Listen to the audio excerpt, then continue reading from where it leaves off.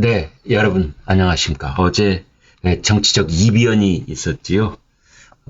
더불어민주당에서 국회의장 후보 경선 투표가 있었는데 예상을 완전히 뒤엎고 우원식 국회의장 후보가 선출이 됐습니다.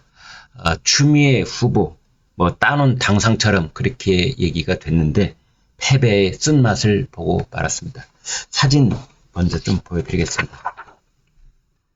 지금 이제 이재명 대표가 환하게 웃고 있으면서 우원식 선출자에게 악수를 양손을 내밀어서 붙잡으면서 나누고 있는 장면이고, 그 가운데 추미애 후보 쓴웃음을 짓고 있는 건지 저쪽으로 이제 단상에서 내려가려고 자리를 뜨려고 그렇게 하고 있는 모습입니다. 이 사진 하나가 더불어민주당과 우리 국회에서 올해 아마 상징하는 한 장의 사진이 될 것 같습니다. 손을 잡은 우원식, 그러나 멀어지는 추미애, 이렇게 보면 되겠습니다. 어제 국회의원 회관에서 열린 민주당 당선자 총회에서 22대 국회 전반기 국회의장 후보로 우원식 의원이 선출이 됐습니다. 비슷한 사진 하나 더 보여드리겠습니다. 네. 이 사진 비슷해 보이긴 하지만 이제 추미애 당선자가 몸을 굽히고 그 자리를 황망하게 떠나는 그런 장면 사진으로 보고 계십니다. 그래서 아무튼 우원식 의원이 명심을 눌렀다. 이재명의 그 명심을 눌렀다. 그리고 국회의장 후보로 선출이 됐다. 친명계가 일사불란하게 추미애 밀어주기를 했음에도 승리를 거뒀다는 의미가 있습니다. 모두들 예상치 못했던 결과다, 이렇게 입을 모으고 있습니다. 워낙은 추미애 당선자가 국회의장 후보로 선출되는 것이 떼놓은 당상이라고 얘기를 했었고, 명심 경쟁에서 추미애 당선자가 크게 앞서 있다, 이런 얘기를 했는데, 더더군다나 김용민, 김민석 같은 친명계 의원들이 노골적으로 추미애 후보를 밀었었습니다. 또 친명계 핵심인 박찬대 원내대표, 오로지 추미애를 위해서 정성호, 조정식 이런 다른 후보들 사퇴를 요구하기도 했지 않습니까? 그리고 이제 그 우원식 그 의원을 돕던 사람들도 너무 큰 표차로 지지 않게만 해줘. 우리도 체면이 있는데 참패당하면 좀 그렇잖아. 이 정도 부탁을 하는 그런 분위기였는데 결과는 89대 85로 우원식 승, 이렇게 됐습니다. 사진 하나 더 보여드리면 추미애 당선자 이재명과 우원식이 꽃다발 주고받고 악수 나누는 장면을 보면서 씁쓸하게 입가에 미소가 머물러 있긴 하지만 매우 씁쓸한 미소다, 저는 그렇게 봤습니다.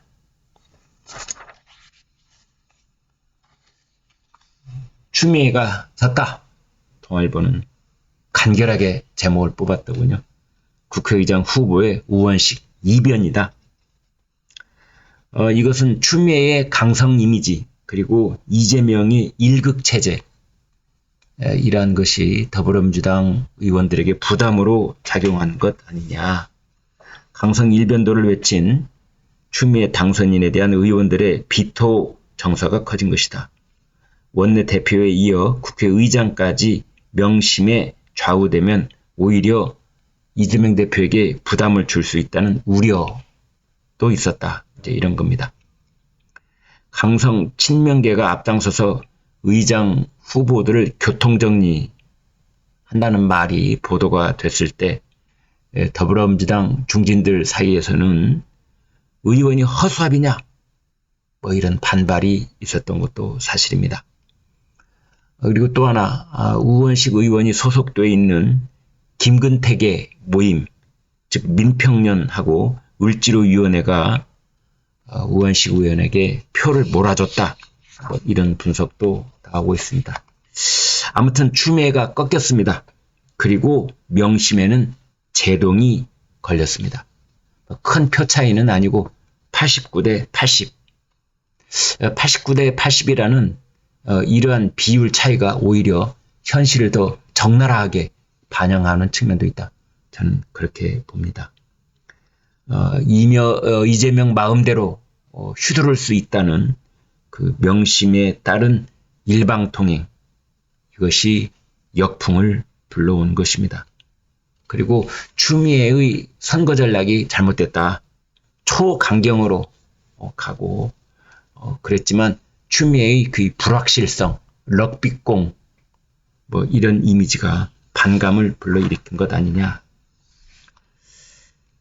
아무튼 이 친명 영향력에 제동이 걸린 건 사실이고 더불어민주당 내부에서는 외부에 알려진 것보다 훨씬 더 큰 파란이 앞으로 진행될 것으로 보입니다. 친명의 영향력에 제동이 걸렸다. 명심이 뒤집혔다. 의추, 어차피 의장은 추미애, 의추. 이 말이 이제 쑥 들어가 버린 거고. 반면에 우원식 이번 선출자는 합리적인 행동파, 뭐 이런 평가도 있습니다. 따라서 국민의힘하고의 협치 가능성이 좀 높아진 것 아니냐. 그래서 국민의힘 쪽에서의 국회 부의장 후보군이 좀 넓어진다. 뭐 이런 얘기도 나오고 있습니다. 그러나 우원식 선출자는 아무튼 국회의장이 되면은 민주당 쪽의 법안을 실현을 하겠다.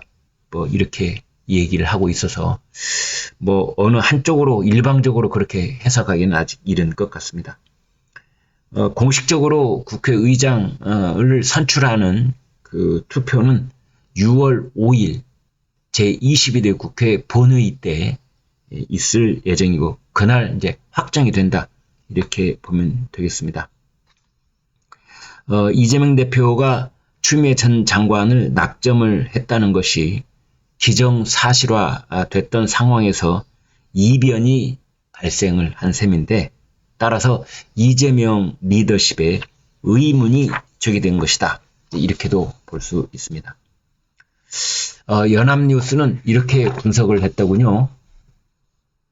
국회의장 경선에 표계산 틀린 친명, 비명 여론 규합 가능성이 확인됐다.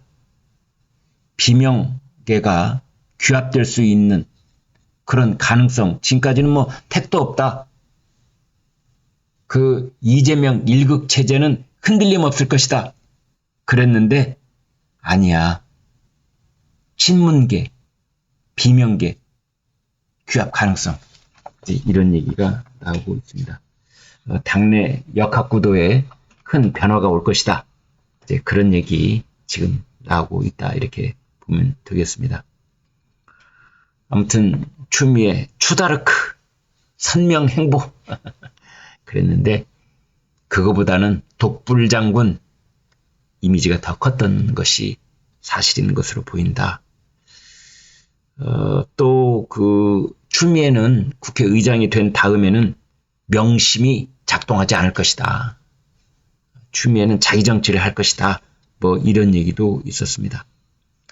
아무튼 이제 이재명 중심으로 본다면은 친명 횡재, 비명 횡사 뭐 이런 공천 논란 속에서도 총선을 크게 이기고 일사불란하고 뭐 일극체제 이재명 말을 감히 누가 거스르랴 그랬었는데 이번 결과를 놓고 지금 친명계에는 내부적으로 난리가 난 겁니다. 당혹스럽다 이런 말 하고 있는데 지금 발칵 뒤집혔다 이렇게 보면 되겠습니다. 지금까지는 친문계를 포함해서 이제 비명 그룹이 많아야 한 20명 뭐 이렇게들 얘기하고 있었습니다. 더불어민주당 171명 중에 뭐 20명? 네. 그러니까 한 7분의 1, 8분의 1? 이 정도밖에 안 된다. 이제 그랬거든요. 뭐 임종석 전 비서실장이라든지 김부겸 전 총리라든지 박용진 의원, 이런 사람들도 비명계 구심점 역할을 하기에는 힘에 붙이는 것 아니냐, 이런 얘기가 있었는데, 이번에 우원식 국회의장 이 파란 이변, 이 사태를 겪으면서 아니야, 비명계가 규합할 수 있어, 상명하복식 그런 계파정치, 획일적 집단주의 행보에 반대하는 그런 기류가 움트기 시작했다. 그 중간에 있는 사람들이 사실은 이제 핵심적 그런 위치에 있는데요. 이를테면은 나는 친명이야 라고는 말을 하지만, 그러나 그렇다고 무조건 이재명 말에 절대 복종하는 그런 사람도 나는 아니야. 나는 독립적인 정치인이야. 이런 사람들이 많다는 거죠. 그래서 사안에 따라서는 계파를 따르지 않는다. 지금 더불어민주당 내부에서는 조정식, 정성호 두 의원을 주저앉히는 과정이 너무 거칠었었다, 이런 얘기도 있고, 추미애 라는 정치인의 캐릭터에 걱정도 많다, 이런 얘기도 있습니다. 그런데 어떻게 이 시점에 김경수가 귀국을 한단 말입니까? 네? 민주당 비명 김경수 복권론 띄워 이재명 1극 체제에서 다극 체제로 가자는 얘기. 칼자루 쥔 윤 대통령 생각은 무엇일까? 이런 조선일보 8면봉 촌평이 있습니다. 김경수 전 경남지사가요, 5월 19일, 그러니까 이번 주 일요일 모레 귀국을 합니다. 현재 해외에 체류 중인데, 이제 5월 23일, 그러니까 다음 주 목요일이 노무현 전 대통령 15주기 추도식이 있는 날입니다. 이제 이날을 참석하기 위해서 김경수 전 지사가 귀국을 하는데, 추미애가 국회의장 선출해서 고배를 마시고 우원식 의원이 이제 선출되는 것과 아울러 친명 비명계가 규합 가능성이 커졌다라는 분석 기사들이 본물을 이루는 그런 분위기 속에 친문계 핵심 적자 적손 김경수 전 지사가 귀국을 하는 것입니다. 그런데 이런 제목을 조선일보가 오늘 달았습니다. 비명이 쏘아올린 김경수 복권론. 김경수 복권시켜라. 비명이 쏘아올렸다. 이런 내용이거든요. 박지원 당선자, 복권을 해줘야 한다. 윤석열 대통령한테 하는 당부입니다. 저는 해줄 거라고 봅니다. 윤 대통령이 자기 장모는 가석방하고 훌륭한 야당 지도자는 복권을 안에서 정치를 못하게 묶어놓으면 대통령에게도 좋지 않습니다. 김경수 전 지사가 덕목을 갖춘 지도자인 것만은 사실인데, 현재 윤석열 대통령이 김경수 전 지사의 운명을 가지고 있습니다. 이런 얘기를 했어요. 또 친문계 고민정 의원, 정치인은 본인 의지와 상관없이 불려 나올 수 있는 것입니다. 필요하다면 역할을 해야 될 때가 되면 해야 됩니다. 대통령의 특별 권한이기 때문에 짐작하기 어렵지만 저는 여전히 김경수 전 지사의 사면 복권이 필요하다고 생각합니다. 복권이 안 되면 뭔가 하긴 어렵습니다.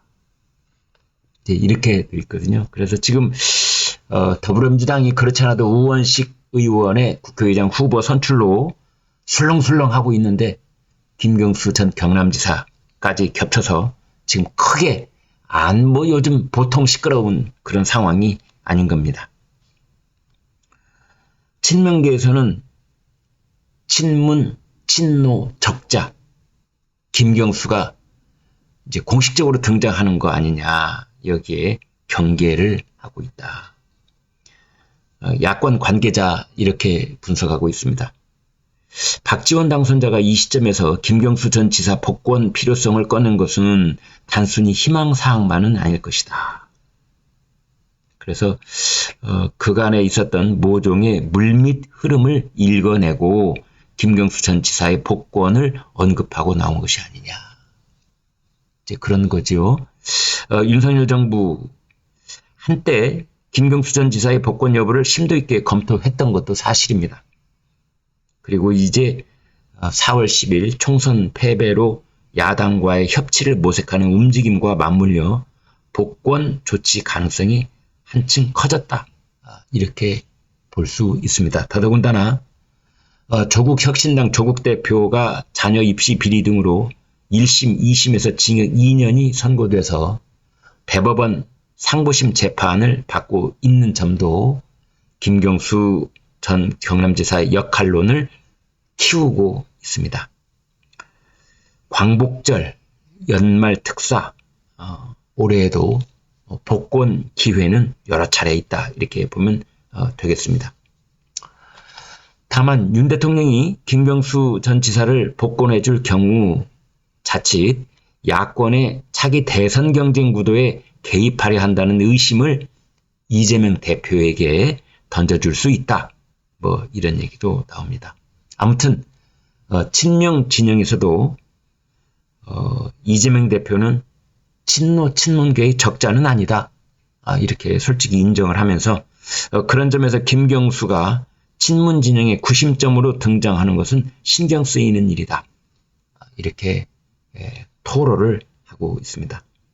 이번 22대 총선에서 낙선을 한 원외 주요 친문 인사들이 곧 포럼 같은 것을 이제 구성을 할 가능성도 있다. 이렇게 보시면 되겠습니다.